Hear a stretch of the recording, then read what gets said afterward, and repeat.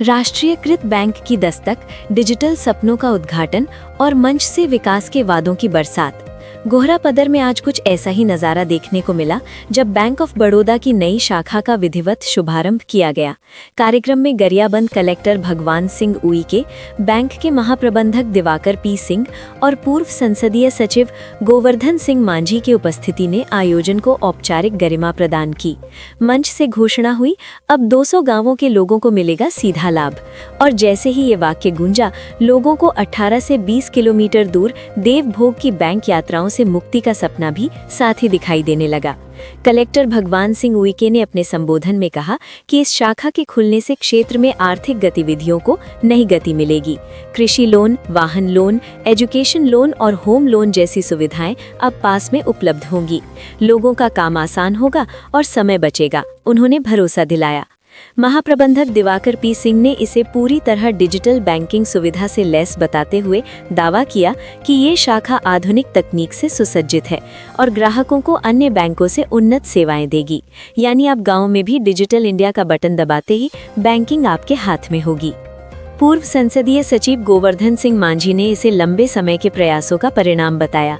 उन्होंने कहा कि क्षेत्र में राष्ट्रीयकृत बैंक खोलने की मांग वर्षों से उठ रही थी और आज वो सपना साकार हुआ है।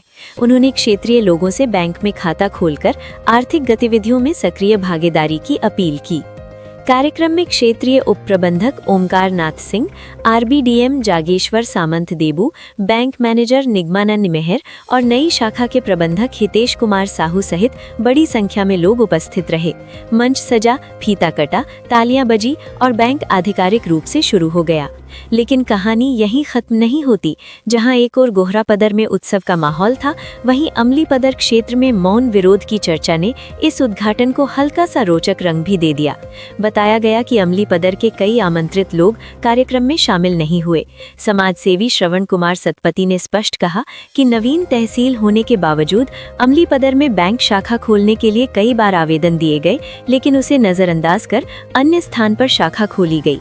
जबकि गोहरापदर जाने वाले ज्यादातर लोग इसी क्षेत्र से ही आते हैं। अगर जाएंगे भी तो कैसे? नदी में पुलिया तो बना ही नहीं। इसी कारण निमंत्रण मिलने के बावजूद क्षेत्र के लोगों ने कार्यक्रम में न जाकर चुपचाप विरोध दर्ज कराया। जब इस मुद्दे पर महाप्रबंधक दिवाकर पी सिंह से सवाल पूछा गया तो उन्होंने संतुलित जवाब दिया। नए प्रस्ताव आएंगे तो अमलीपदर क्षेत्र में भी बैंक शाखा खोलने पर विचार किया जाएगा। कलेक्टर ने भी आश्वासन दिया कि आवश्यकता और प्रस्ताव के आधार पर आगे कदम उठाए जाएंगे।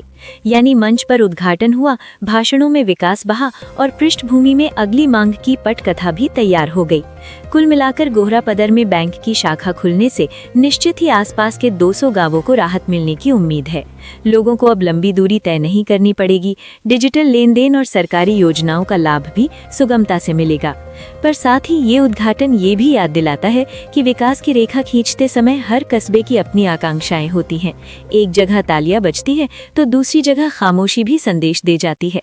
अब देखना यह है कि अगली बैंक शाखा का फीता किस गांव में कटेगा और तब तक अमलीपदर की खामोशी क्या नए प्रस्ताव में बदल पाएगी या नहीं सिर्फ बैंक ऑफ बड़ौदा के कॉरपोरेट बैंक सखी जैसे झुंझुना से ही संतुष्ट होना पड़ेगा।